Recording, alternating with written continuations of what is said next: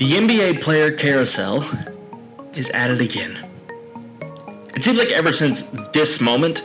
And this fall, man, this is very tough. And this fall, I'm going to take my talents to South Beach. Players have kind of just been a revolving door through teams.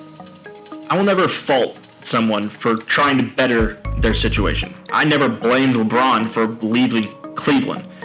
That Cleveland team was a mess, and they weren't going to get any better. It was a dumpster fire. But LeBron did open doors for players to start being mobile. Player mobility. That's the buzzword. Player mobility. You've heard it all the time. Players now have a say in their careers and are using that.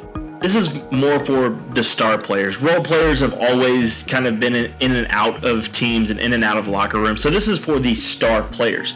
Used to be, star players stayed in one team for the majority of their prime of their careers.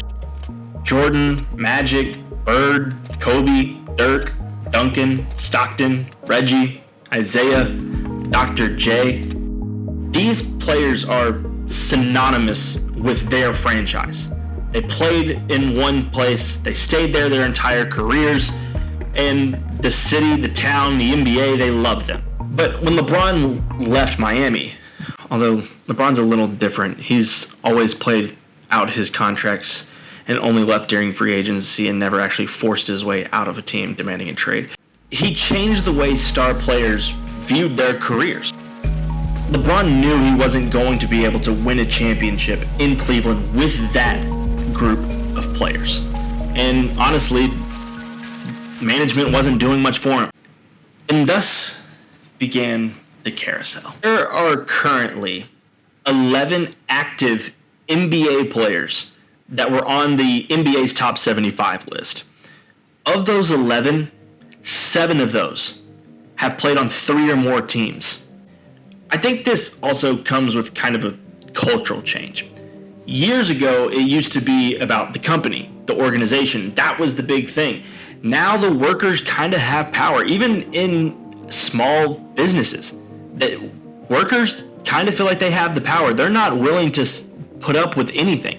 See, my parents' generation put up with anything. They've been in the same jobs for 25, 30, 40 years and would kind of put up with the crappy stuff that management would put on them, working overtime, not getting paid. Younger generation, that's not the case. Younger generations, they're not going to work overtime if you're not going to pay them. They're not going to put up with a lot of the stuff that maybe the older generation would. And so I do think that maybe comes a little bit with the just generation. And these players are saying, you know what? I want to be in a better situation. I have the power. You don't have the leverage. It's no different than that of the NBA. These players want to live where they want to live. They want to do what they want to do, and they have the leverage. This is the new world that we live in. But is it bad for the NBA? This is the question that league officials have to be asking themselves. Is this a bad thing for the league and for the product? I don't think that the late David Stern, would actually allow a lot of this to happen. I think he would have tried to find some mechanism to prevent this from happening. But I don't know if the current leadership, Adam Silver and the leadership team, necessarily view this as a bad thing. I want to kind of give both sides here. Look, there is something to be said about a player staying on one team in one franchise. People are more likely to be diehard fans of that team, like this. Dirk won the last honest NBA championship there will ever be. Or this. I love you, Duncan. Oh, yes, I do. Or whatever this is. Baby, Kobe Bryant, love you, Kobe. The black mom boy. Hey, Kobe, text me something, man. I'll text you back something witty. Yeah, let's develop some inside jokes. I want to know you, man. Want to make you smile. Want to be your sunshine. However, I think mobility is a good thing. Number one, it keeps the NBA in the headlines in the offseason. It used to be the offseason wasn't that big of a deal.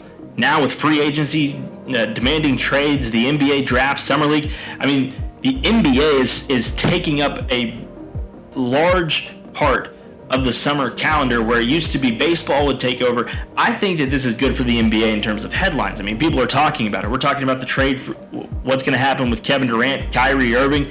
We talk every offseason. There seems to be some big stories in the NBA, and honestly, any publicity is good publicity.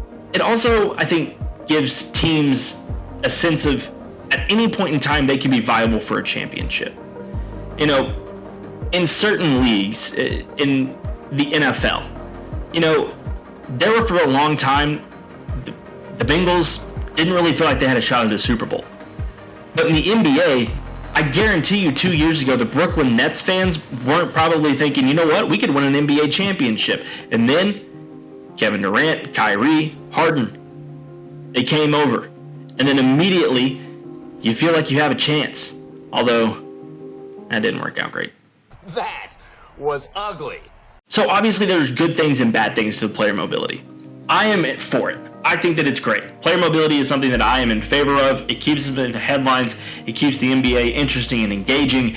And I think it's here to stay. I don't think that the NBA leadership is going to change anything. So honestly, probably just going to have to get used to it.